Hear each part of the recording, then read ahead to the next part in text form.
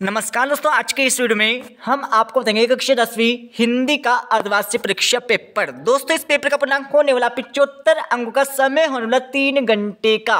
इस पेपर में टोटल यहाँ पर 23 क्वेश्चन पूछे जाने वाले। आपको सेट ए पेपर का फुल सॉल्यूशन इसी वीडियो में मिलने वाला है।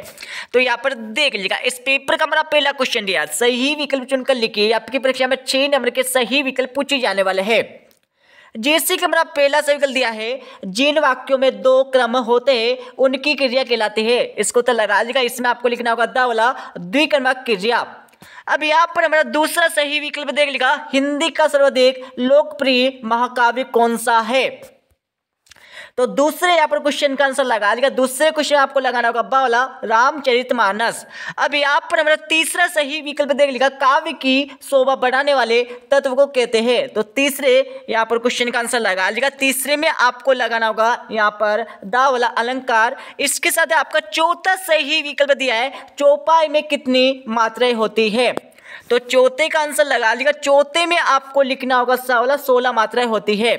अब यहाँ पर पांचवा सही विकल्प देख लीजिएगा, करुण रस का स्थायी भाव है।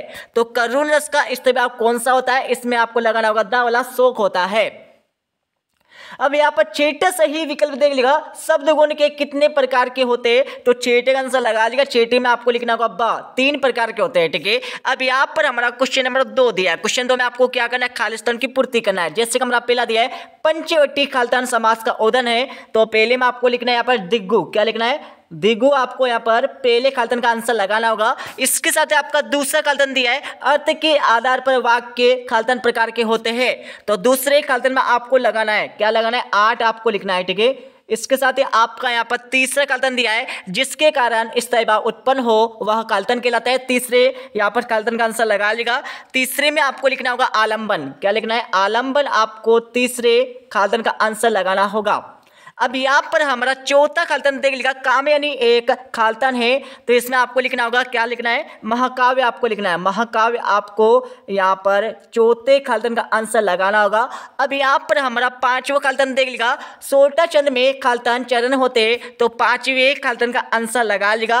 5 में आपको लिखना है 4, क्या लिखना है 4 आपको लिखना होगा। इसके साथ आपका छठा खालिस्तान दिया है, एक से अधिक अर्थ देने वाले तत्व या शब्द खालिस्तान कहलाते हैं। तो छठे खालिस्तान का आंसर लगा लीजिएगा। इसमें आपको लिखना अनेकार्थी, क्या लिखना है अनेकार्थी शब्द आपको लिखना होगा। अच्छे से लिख लीजिएगा, अनेकार्थी शब्द आपको छठे खालिस्तान का आंसर लगाना है। अब यहाँ पर हमारा क्वेश्चन नंबर 3 दिया है, जिसमें आपको सत्य असत्य बताना है। यहाँ पर पहला आपका देख लीजिएगा, रामधारी सिंह दिनकर प्रगतिवादी कवि थे। तो इसमें आपको लगाना असत्य। दूसरा आपका दिया है, प्रयोगवाद के जनक सुमित नंदन पंत माने जाते। तो यह हमारा हो जाएगा असत्य हो जाएगा।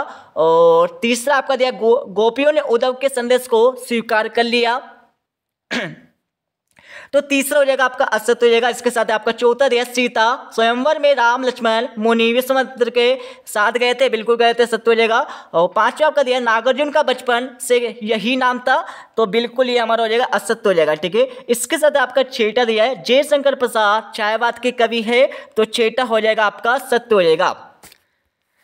अब यहाँ पर हमारा क्वेश्चन नंबर 4 दिया है, जिसमें आपको सही जोड़ी का मिलान करना। सही जोड़ी का मिलान कर लीजिएगा। जयशंकर प्रसाद में आपको लिखना है, क्या लिखना है कामयानी लिखना है, ठीक है। और सूर्यकांत त्रिपाठी निराला में आपको लगाना होगा यहाँ पर छायावाद लगाना है। और तीसरा आपका दिया, सतरंगे पंखों वाली के कवि। तीसरे में आपको लगाना होगा नागार्जुन। और चौथा आपका दिया है, नागार्जुन का जन्म कहाँ हुआ था। तो इसमें आपको लिखना है सतलका बिहार में। और पांचवा आपका दिया है, मंगलेश डबराल। तो पांचवी में आपको लिखना होगा, क्या लिखना है नेशनल बुक ट्रस्ट आपको लिखना है। और छठा आपका दिया विनय पत्रिका, इसमें आपको तुलसीदास जी आपको लगाना है, ठीक है। अब यहाँ पर क्वेश्चन नंबर 5 देख लीजिएगा, एक वाक्य में उत्तर दीजिएगा। जैसे कि हमारा पहला दिया है, पहाड़ पर लालटेन के कवि का नाम क्या है।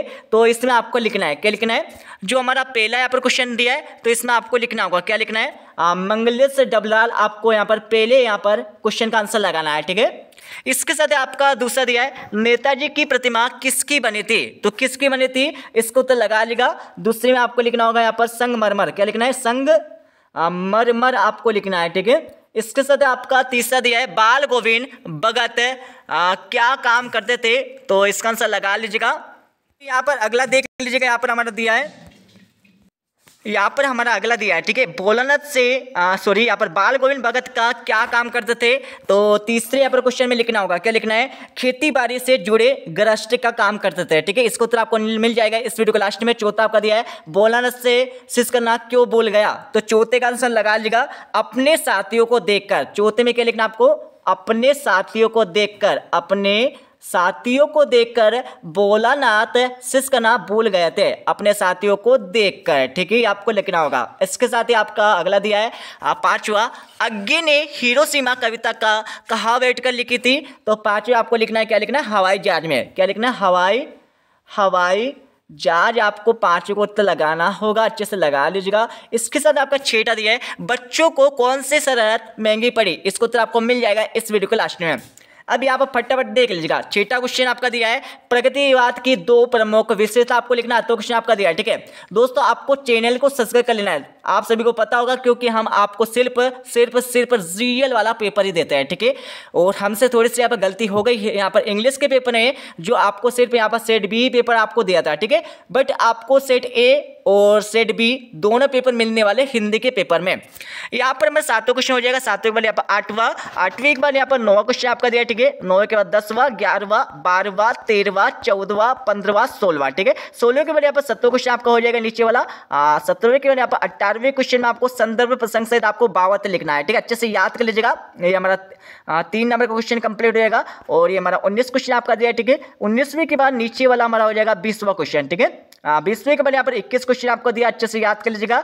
21वें के बाद हम नीचे आएंगे, यहाँ पर देख लीजिएगा, यहाँ पर 22 क्वेश्चन आपका दिया है, अपने बड़े भाई के विवाह में सम्मिलित होने हेतु आपको पत्र आपको लिख देना है, और 8वां क्वेश्चन भी आपको मिल जाएगा। और 23 क्वेश्चन में आपको किसी एक विषय पर आपको 120 शब्दों में आपको क्या करना है, एक निबंध आपको लिखना है, ठीक है, जिससे 4 नंबर यहाँ से कंप्लीट हो जाएंगे। तो अब मैं आपको इस पेपर का फुल सॉल्यूशन आपको बता देता हूँ। अब यहाँ पर इस पेपर का फुल सॉल्यूशन देखते जाइए। जैसे हमारा पहला क्वेश्चन पूछ गया था सही विकल्प वाला, यहाँ पर सही विकल्प के आंसर आपको दिया, जैसे याद कर लीजिएगा। क्वेश्चन 2 में आपको खालिस्तान की पूर्ति करने के लिए बोला गया था। क्वेश्चन 3 में आपको सत्य असत लिखने के लिए बोला गया था। क्वेश्चन नंबर 4 में आपको सही जोड़ी का मिलान करने के लिए बोला गया था, ठीक है। और क्वेश्चन नंबर 5 में आपको एक शब्द तथा एक वाक्य में उत्तर लिखने के लिए बोला गया था, ठीक है। अब मैं आपको अगले क्वेश्चन का आंसर यहाँ पर बता देता हूँ।